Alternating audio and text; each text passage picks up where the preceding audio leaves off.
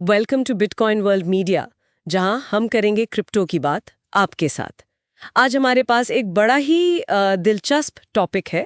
भारत सरकार ने हाल ही में ओटीटी ऐप उल्लू समेत कई प्लेटफॉर्म्स पर बैन लगा दिया। हाँ, ये खबर काफी चर्चा में रही। और ये बैन ठीक तब आया जब उल्लू ने अपना क्रिप्टो टोकन उल्लू कॉइन लॉन्च किया था। तो अब सवाल ये उठता है कि भाई इस बैन के बाद उस उल्लू कॉइन का क्या होगा? क्या वो मतलब सेफ है? ये सवाल तो बनता है। चलिए इसी पर आज गहराई से बात करते हैं।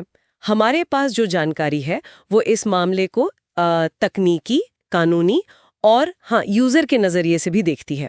तो सबसे पहले ये उल्लू कॉइन है क्या चीज, मतलब क्या था ये? हाँ, ये बेसिकली उल्लू ऐप का अपना Web3 बेस्ड यूटिलिटी टोकन था। यूटिलिटी टोकन मतलब आसान भाषा में? आसान भाषा में समझें तो एक डिजिटल टोकन जिसका इस्तेमाल ऐप के अंदर ही होना था, जैसे कोई प्रीमियम कंटेंट देखना हो, रिवॉर्ड्स पाने हो या फैंस के साथ जुड़ने के लिए। अच्छा। और इसे साइफर कैपिटल जैसे इन्वेस्टर्स और चेन सेंस एलटीडी जैसी टेक कंपनी का सपोर्ट भी मिला था।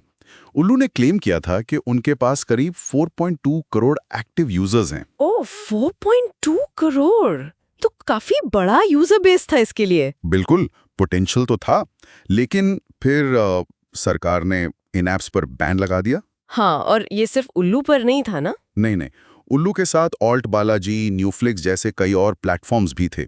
सरकार ने इसके लिए आईटी एक्ट 2000, जो ऑनलाइन कंटेंट को रेगुलेट करता है, हाँ। नया भारतीय न्याय संहिता 2023 और खासकर वो महिला अश्लील प्रतिनिधित्व निषेध अधिनियम 1986, उसका हवाला दिया। अच्छा, मतलब लीगल बेसिस काफी स्ट्रॉन्ग रखा गया। हाँ, कहा गया कि भाई इन ऐप्स का कंटेंट भारतीय संस्कृति और कानूनों के खिलाफ है, और फिर इंटरनेट सर्विस प्रोवाइडर्स को ऑर्डर गया कि ऐप और वेबसाइट सब ब्लॉक करो। और यहीं पर मामला उल्लू कॉइन के लिए एकदम पेचीदा हो गया, क्योंकि उसका पूरा इकोसिस्टम, मतलब जहां वो इस्तेमाल होता, वो तो उल्लू ऐप और वेबसाइट ही थे, है ना? बिल्कुल, वही तो उसकी दुनिया थी। अब जब भारत में ऐप और वेबसाइट ही बंद हो गए तो कोई यूजर इस टोकन को यूज कैसे करेगा? और एक और बात, ये टोकन तो किसी एक्सचेंज पर लिस्ट भी नहीं हुआ था। सही, बिल्कुल सही पॉइंट है। मतलब इसकी कोई खरीद फरोख्त वो शुरू ही नहीं हुई थी, कोई ट्रेडिंग ही नहीं हो रही थी। तो अब जो बड़ा सवाल सबके मन में है, क्या उल्लू कॉइन सुरक्षित है?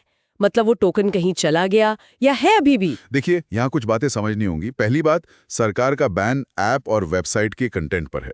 सीधे टोकन पर कोई ऑफिशियल बैन की बात अभी तक नहीं आई है। अच्छा, टोकन पे बैन नहीं है। हाँ, दूसरी बात, क्योंकि इसकी ट्रेडिंग शुरू नहीं हुई थी, तो किसी आम यूजर का कोई रियल पैसा इसमें फंसा हुआ नहीं है। किसी ने इसे खरीदा नहीं था अभी तक। ये राहत की बात हाँ, है। और तीसरी बात, तकनीकी तौर पर वो टोकन, मतलब टोकन तो अभी भी मौजूद है कंपनी के सर्वर पर, उनके डिजिटल वॉलेट्स में, वो कहीं गायब नहीं हुए हैं। तो मतलब टेक्निकली वो जिंदा है। हाँ, एक तरह से कह सकते हैं टेक्निकली जिंदा है। इसे ऐसे समझिए कि उल्लू कॉइन एक चाबी है जो अभी भी है, सेफ है, लेकिन जिस दरवाजे को ये खोलती थी, यानी उल्लू ऐप, उस पर भारत में ताला लग गया है। बढ़िया एनालॉजी है, चाबी है, दरवाजा बंद। हाँ, तो चाबी तो है, पर फिलहाल भारत में उसका कोई इस्तेमाल नहीं है। इसका जो भारतीय इकोसिस्टम था वो एक तरह से ठप हो गया है। तो फिर इसका भविष्य क्या लगता है? क्या ये बस ऐसी पड़ा रहेगा या कुछ हो सकता है? सोर्स के लेखक है रोहित त्रिपाठी, वो कुछ संभावनाएं बताते हैं, लेकिन ये ध्यान रखना होगा कि ये सब अभी सिर्फ अंदाजे हैं, अटकलें हैं। हाँ, ऑफिशियल तो कुछ नहीं आया उल्लू से। बिल्कुल नहीं।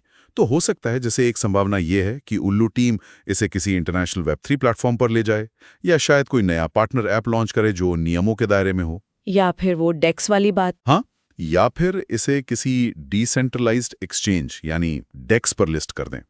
डेक्स वो प्लेटफॉर्म होते हैं जहां टोकन सीधे यूजर्स के बीच ट्रेड होते हैं, किसी सेंट्रल कंपनी का कंट्रोल कम होता है। लेकिन फिर वही बात, ये सब अगर मगर वाली बातें हैं। उल्लू टीम की तरफ से कोई क्लियर कट बयान नहीं है। ये तो बड़ी अनिश्चितता वाली स्थिति है। ऐसे में यूजर्स के लिए क्या सलाह है? प्रोजेक्ट की जिम्मेदारी क्या बनती है? ये बहुत जरूरी सवाल है। सोर्स लेखक अपने पुराने अनुभवों के आधार पर, जैसे पबजी बैन हुआ था, कुछ सलाह देते हैं।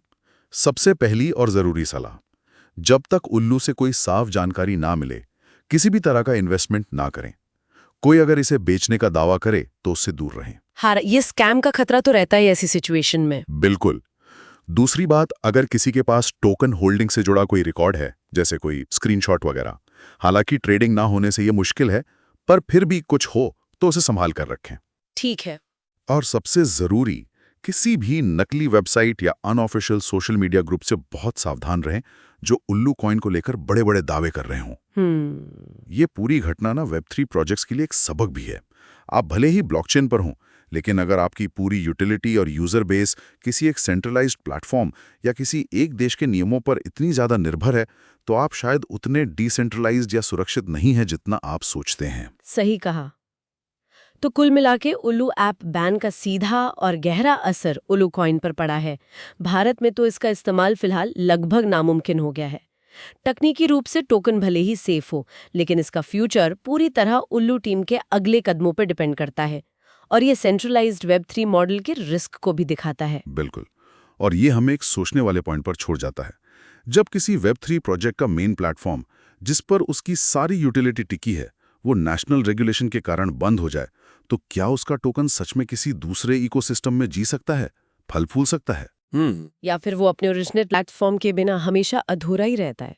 ये एक बड़ा सवाल है वेब3 स्पेस के लिए। वाकई सोचने वाली बात है। चलिए देखते हैं आगे क्या होता है। डेली न्यूज की जानकारी के लिए हमारे चैनल को सब्सक्राइब कर लें। जल्दी मिलते हैं एक नए टॉपिक के साथ। धन्यवाद।